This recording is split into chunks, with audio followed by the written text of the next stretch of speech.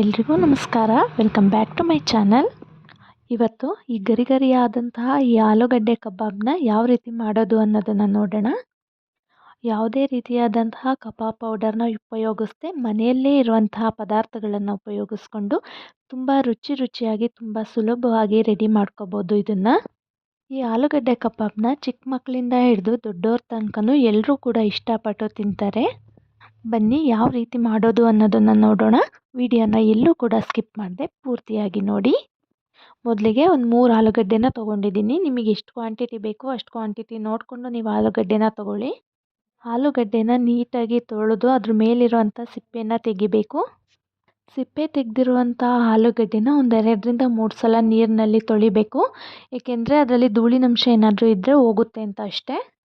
ಈಗ ಸಿಪ್ಪೆ ತೆಗೆದಿರುವಂತಹ ಆಲೂಗಡ್ಡೆನ ನಿಮಗೆ ಯಾವ ಸೈಜಿಗೆ ಬೇಕೋ ಆ ಸೈಜಿಗೆ ಕಟ್ ಮಾಡ್ಕೊಳ್ಳಿ. ತೀರಾ ಚಿಕ್ಕಕ್ಕೆ ಕಟ್ ಮಾಡ್ಕೊಳ್ಳಿಕ್ಕೆ ಹೋಗಬೇಡಿ, ಸ್ವಲ್ಪ ದೊಡ್ಡಗೆ ಇರಲಿ. ಚಿಕ್ಕಕ್ಕಿದ್ರೆ ತಿನ್ನಬೇಕಾದ್ರೆ ಅಷ್ಟು ಚೆನ್ನಾಗಿ ಅನಿಸೋದಿಲ್ಲ, ಸ್ವಲ್ಪ ದಪ್ಪನಾಗೇ ಇರಬೇಕು ಇದು. ಈ ಸೈಜ್ಗೆ ತೊಗೊಂಡಿರುವಂತಹ 3 ಆಲೂಗಡ್ಡೆನೂ ಸಹ ಕಟ್ ಮಾಡ್ಕೊಳ್ತೀನಿ. ನೋಡಿ, ಈ ಸೈಜಲ್ಲಿದ್ದರೆ ಸಾಕು. ಕಟ್ ಮಾಡ್ಕೊಂಡಿರೋಂಥ ಆಲೂಗಡ್ಡೆ ಪೀಸಸ್ನ ಒಂದು ಪಾತ್ರೆಗೆ ಹಾಕ್ಕೊಳ್ತಾ ಇದ್ದೀನಿ. ಅದನ್ನು ನೀರಲ್ಲಿ ಒಂದು 2ರಿಂದ 3 ಸಲ ನೀಟಾಗಿ ವಾಶ್ ಮಾಡ್ಕೋಬೇಕು. ಆಲೂಗಡ್ಡೆ ಎಲ್ಲ ವಾಶ್ ಮಾಡಿದ್ದಾದಮೇಲೆ ಈ ಕಡೆ ಒಂದು ಪಾತ್ರೆಯಲ್ಲಿ ನೀರನ್ನ ಬಿಸಿ ಮಾಡ್ತಾ ಇದ್ದೀನಿ ಆಲೂಗಡ್ಡೆ ಬೇಯಿಸ್ಕೊಳ್ಳಿಕ್ಕೆ. ನೀರು ಈ ರೀತಿ ಕುದಿ ಬಂದಿದ್ದಾದಮೇಲೆ ಕಟ್ ಮಾಡ್ಕೊಂಡಿರೋಂಥ ಎಲ್ಲ ಆಲೂಗಡ್ಡೆ ಪೀಸಸ್ನ ಅದರೊಳಗಡೆ ಹಾಕ್ಕೋಬೇಕು. ಒಂದು 3ರಿಂದ 4 ನಿಮಿಷ ಬೇಯಿಸ್ಕೊಂಡ್ರೆ ಸಾಕು, ಜಾಸ್ತಿ ಬೇಯಿಸ್ಕೊಳ್ಳೋ ಅವಶ್ಯಕತೆ ಏನಿಲ್ಲ. ಆಲೂಗಡ್ಡೆಗಳು ಬೇಯೋ ಅಷ್ಟರಲ್ಲಿ ಈ ಕಡೆ ಕಬಾಬ್ ಪೌಡರ್ನ ರೆಡಿ ಮಾಡ್ಕೊಳ್ಳೋಣ. ಮನೆಯಲ್ಲಿನೇ ಇರುವಂಥ ಸಾಮಗ್ರಿಗಳನ್ನು ಯೂಸ್ ಮಾಡಿಕೊಂಡು ನಾನು ಕಬಾಬ್ ಪೌಡರ್ನ ರೆಡಿ ಮಾಡ್ತಿದ್ದೀನಿ.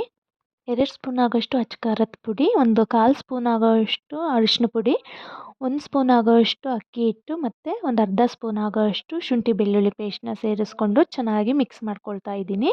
ನಂತರ ಅರ್ಧ ನಿಂಬೆಹಣ್ಣನ್ನ ಸೇರಿಸ್ಕೊಳ್ತಾ ಇದ್ದೀನಿ. ನಿಮಗೆ ಹುಳಿ ಜಾಸ್ತಿ ಬೇಕು ಅಂದರೆ ಸ್ವಲ್ಪ ಜಾಸ್ತಿನೇ ಸೇರಿಸ್ಕೊಳ್ಳಿ. ಈಗ ಕೈಯಲ್ಲಿ ಚೆನ್ನಾಗಿ ಮಿಕ್ಸ್ ಮಾಡ್ಕೋಬೇಕು. ನಂತರ ಸ್ವಲ್ಪನೇ ನೀರನ್ನ ಹಾಕ್ಕೊಂಡು ಚೆನ್ನಾಗಿ ಕಲಿಸ್ಕೋಬೇಕು. ಜಾಸ್ತಿ ಗಟ್ಟಿಗೂ ಇರಬಾರ್ದು, ಜಾಸ್ತಿ ತೆಳುವಾಗಿಯೂ ಇರಬಾರ್ದು, ಒಂದು ಮೀಡಿಯಮ್ ಕನ್ಸಿಸ್ಟೆನ್ಸಿಲಿ ಇರಬೇಕು. ನಾವು ಆಲೂಗಡ್ಡೆಗೆ ಹಾಕಿದಾಗ ಅದು ಆಲೂಗಡ್ಡೆ ಚೆನ್ನಾಗಿ ಇಟ್ಕೋಬೇಕು, ಆ ಕನ್ಸಿಸ್ಟೆನ್ಸಿಲಿ ಇರಬೇಕು. ಈಗ ಮಸಾಲ ರೆಡಿಯಾಗಿದೆ. ಇಷ್ಟೇ, ಮನೇಲಿರುವಂಥ ಐಟಮ್ಸ್ನೇ ಯೂಸ್ ಮಾಡಿಕೊಂಡು ಮಸಾಲೆನ ರೆಡಿ ಮಾಡ್ಕೊಳ್ಳೋದು. ಮಸಾಲ ರೆಡಿ ಮಾಡೋ ಅಷ್ಟರಲ್ಲಿ ಈ ಕಡೆ ಆಲೂಗಡ್ಡೆನೂ ಸಹ ಬೆಂದಿದ್ದಾವೆ. ನೋಡಿ, ಇಷ್ಟು ಬೆಂದರೆ ಸಾಕು, ತೀರಾ ಬೇಯಿಸೋದೇನು ಬೇಡ. ಬೆಂದಿರುವಂಥ ಆಲೂಗಡ್ಡೆ ಪೀಸಸ್ನ ಒಂದು ತಟ್ಟೆಗೆ ಎತ್ತಿಟ್ಕೊಳ್ತಾ ಇದ್ದೀನಿ. ಈ ಆಲೂಗಡ್ಡೆಗಳನ್ನ ಒಂದು 5ರಿಂದ 10 ನಿಮಿಷ ತಣ್ಣಗಾಗಕ್ಕೆ ಬಿಡಬೇಕು. ತಣ್ಣಗಾಗಿದ್ದಾದಮೇಲೆ ಆವಾಗಲೇ ಮಸಾಲ ರೆಡಿ ಮಾಡ್ಕೊಂಡಿದ್ವಲ್ಲ, ಕಬಾಬ್ ಮಸಾಲ, ಅದರೊಳಗಡೆ ಎಲ್ಲದನ್ನು ಸೇರಿಸ್ಕೊಂಡು ನೀಟಾಗಿ ಮಿಕ್ಸ್ ಮಾಡಬೇಕು. ನೀವು ಎಷ್ಟು ಆಲೂಗಡ್ಡೆನ ತೊಗೊಂಡಿರ್ತೀರೋ ಅಷ್ಟು ಪ್ರಮಾಣದಲ್ಲಿ ಮಸಾಲೆನ ರೆಡಿ ಮಾಡ್ಕೋಬೇಕು. ಮಸಾಲೆನ ತೆಳ್ಳಗೆ ಮಾಡ್ಕೊಳಕ್ಕೆ ಹೋಗಬಾರ್ದು, ಸ್ವಲ್ಪ ದಪ್ಪ ಕನ್ಸಿಸ್ಟೆನ್ಸಿಲೇ ಮಾಡ್ಕೋಬೇಕು. ಏನಕ್ಕೆ ಅಂದರೆ ಮಸಾಲೆ ಎಲ್ಲ ಆಲೂಗಡ್ಡೆಗೆ ಚೆನ್ನಾಗಿ ಅಂಟ್ಕೋಬೇಕು, ಅದಕ್ಕೋಸ್ಕರ. ಈ ರೀತಿ ಮಸಾಲ ಎಲ್ಲ ಆಲೂಗಡ್ಡೆಗೂ ಅಂಟ್ಕೋಬೇಕು, ಆ ಥರ ಮಸಾಲೆನ ಕಲಿಸ್ಕೋಬೇಕು. ಈಗ ಕೊನೆಯಲ್ಲಿ ರುಚಿಗೆ ಎಷ್ಟು ಬೇಕೋ ಅಷ್ಟು ಉಪ್ಪನ್ನು ಹಾಕ್ಕೊಂಡು ಚೆನ್ನಾಗಿ ಮಿಕ್ಸ್ ಮಾಡ್ಕೊತೀನಿ. ನೋಡಿ, ಈ ರೀತಿ ರೆಡಿ ಆಗುತ್ತೆ. ಅದನ್ನು ಒಂದು 10 ನಿಮಿಷ ಎತ್ತಿಡ್ಕೊಳ್ತೀನಿ. ಅದಾದಮೇಲೆ ಒಂದು ಬಾಣಲಿಗೆ ಎಣ್ಣೆನ ಬಿಟ್ಟು, ಎಣ್ಣೆ ಬಿಸಿಯಾಗಿದ್ದಾದಮೇಲೆ ಆಲೂಗಡ್ಡೆ ಪೀಸಸ್ನ ಈ ರೀತಿ ಹಾಕ್ಕೋಬೇಕು. ನಂತರ ಇದನ್ನು ಮೀಡಿಯಮ್ ಫ್ಲೇಮ್ನಲ್ಲೇ ಇಟ್ಟು ಫ್ರೈ ಮಾಡ್ಕೋಬೇಕು. ಹೈ ಫ್ಲೇಮಲ್ಲಿ ಫ್ರೈ ಮಾಡಲಿಕ್ಕೆ ಹೋಗಬೇಡಿ. ಏನಕ್ಕೆ ಅಂದರೆ ಸೀದೋಗೋ ಚಾನ್ಸಸ್ ಇರುತ್ತೆ, ಮತ್ತು ಒಳಗಡೆ ಆಲೂಗಡ್ಡೆ ಫ್ರೈ ಆಗಿರೋದಿಲ್ಲ, ಹಸಿಯಾಗಿಯೇ ಇರುತ್ತೆ, ಮೇಲೆ ಮಾತ್ರ ಫ್ರೈ ಆಗಿರೋ ಥರ ಕಾಣಿಸುತ್ತೆ. ಅದಕ್ಕೋಸ್ಕರ ಮೀಡಿಯಮ್ ಫ್ಲೇಮ್ನಲ್ಲೇ ಇಟ್ಟು ನಿಧಾನಕ್ಕೆ ಬೇಯಿಸ್ಕೋಬೇಕು.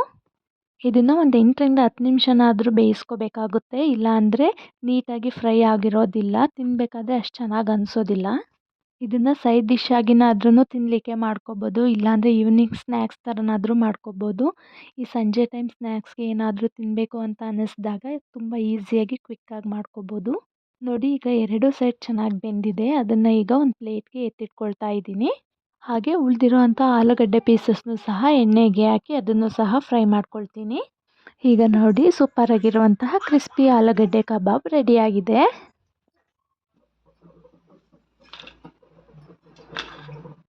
ಈಗ ಆಲೂಗಡ್ಡೆ ಕರೆದಿರುವಂತಹ ಎಣ್ಣೆಲೇ ಅದಕ್ಕೆ ಕಾಂಬಿನೇಷನ್ನಾಗಿ ಕರಿಬೇವಿನ ಸೊಪ್ಪನ್ನ ಫ್ರೈ ಮಾಡ್ಕೊಳ್ತಾ ಇದ್ದೀನಿ. ಕರಿಬೇವಿನ ಸೊಪ್ಪನ್ನ ಈ ರೀತಿ ಫ್ರೈ ಮಾಡ್ಕೊಂಡು ತಿನ್ನೋದ್ರಿಂದ ಟೇಸ್ಟ್ ತುಂಬಾ ಚೆನ್ನಾಗಿರುತ್ತೆ. ಫ್ರೈ ಮಾಡಿರೋವಂತಹ ಕರಿಬೇವಿನ ಸೊಪ್ಪನ್ನ ಆಲೂಗಡ್ಡೆ ಕಬಾಬ್ ಮೇಲೆ ಹಾಕ್ಕೊಂಡು ತಿನ್ನೋದು ಅಷ್ಟೇ. ಯಾರಿಗೆಲ್ಲ ಈ ರೆಸಿಪಿ ಇಷ್ಟ ಆಯಿತು ಪ್ಲೀಸ್ ಒಂದು ಲೈಕ್ ಮಾಡಿ. ಯಾರೆಲ್ಲ ಇನ್ನೂ ನನ್ನ ಚಾನಲ್ನ ಸಬ್ಸ್ಕ್ರೈಬ್ ಮಾಡದೆ ನೋಡ್ತಾ ಇದ್ದೀರಾ ಪ್ಲೀಸ್ ಸಬ್ಸ್ಕ್ರೈಬ್ ಮಾಡ್ಕೊಂಡು ನೋಡಿ.